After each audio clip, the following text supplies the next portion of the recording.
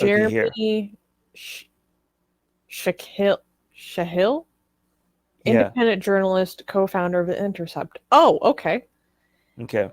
If Biden ends U.S. involvement in the Saudi genocidal campaign in Yemen, that's great. Never should have been. Meaning, I guess we never should have been involved. But never forget it was the it was the Obama Biden admin that started this, including key figures in Biden's cabinet. They started the fire. Now they say they will stop pouring the gas on. Yeah. So that's true. Don't forget that, but don't let that stop you from encouraging this. Okay. See, this is the difference between people being black and white, right? People like because they something happened and they can't they that means that no matter what this new administration does, they are not going to encourage it because they're like, well, it was your fault, right? But the thing is that if you want to not encourage it, then it's going to continue, right? So again, this is again the difference between thinking about consequences rather than principles, right?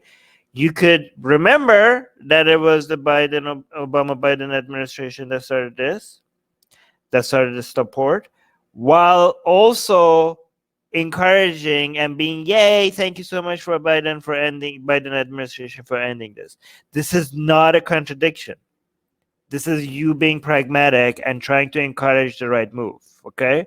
Or else, if you want to be stubborn and be like, I'm not like, if voters and people want to be stubborn and be like, well, no, I'm not gonna congratulate you for doing something that you should have done you shouldn't even have started, then yeah, we're gonna get more of it. Great job. Here's the next tweet. Do you want to? Exciting news. President of the United States will announce a halt to the U.S. support for offensive operations in Yemen. Jake J. Sullivan says that includes an end to precision-guided munition sales and that the U.S. will name a diplomatic envoy to end the conflict. Great news. Hashtag Yemen can't wait.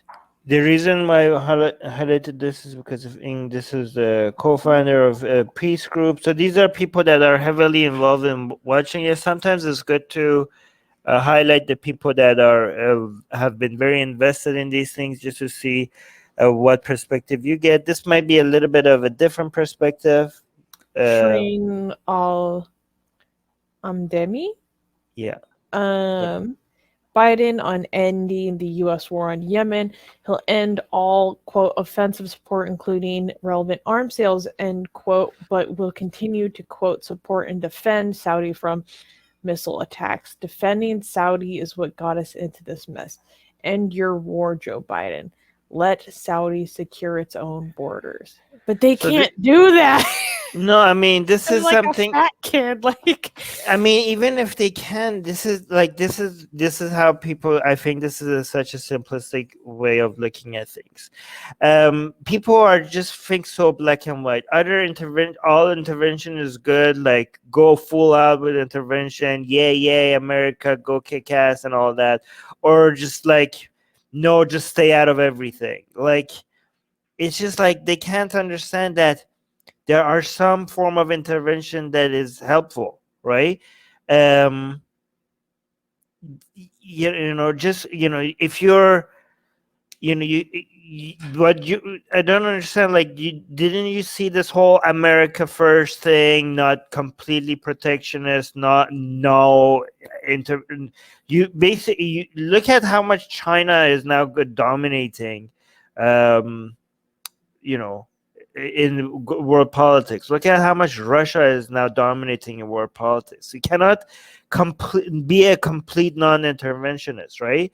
There's right forms of intervention and there's wrong form of intervention. Right now, it seems like Biden, when it comes to Saudi Arabia, he's hitting the right balance. Like, you not defending Saudi at all against any form of attacks by Iran. Is that your expectation? That is a ridiculous expectation. This is why would that make any sense? How would that make any sense? No, this has been right now. I think this has been the perfect balance. No support, and in fact, punish. I think like one thing I would hope for is that behind the scenes, there are even there's some consequences for Saudi Arabia's human rights violations, right? Like it needs to look like Saudi Arabia is going to pay high cost for being this,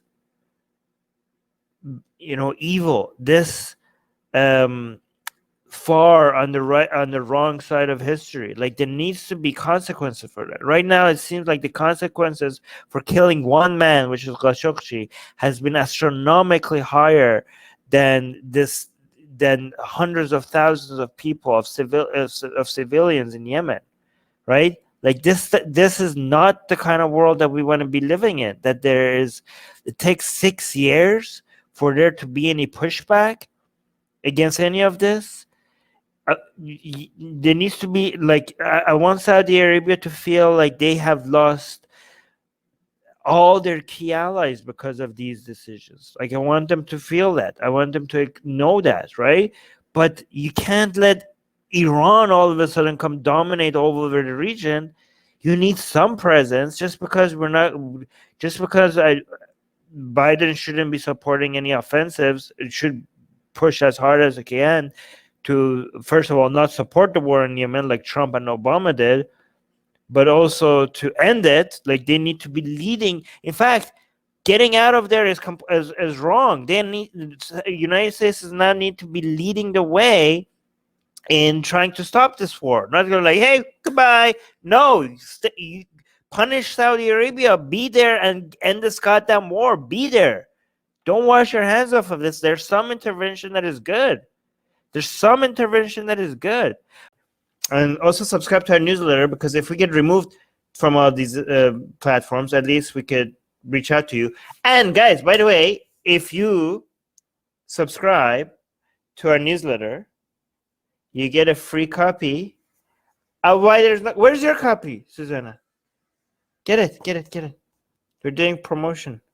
You get a free. It's not even promotion. It's free. Okay, so if you subscribe to our newsletter, link in the description, you get a free copy of Why There's No God. Come on, like I'm handing it out for free. Okay, it's a bestseller on Amazon, and you get it for free. So subscribe to our newsletter, and you get a free copy of Why There's No God sent to you. Link in the description.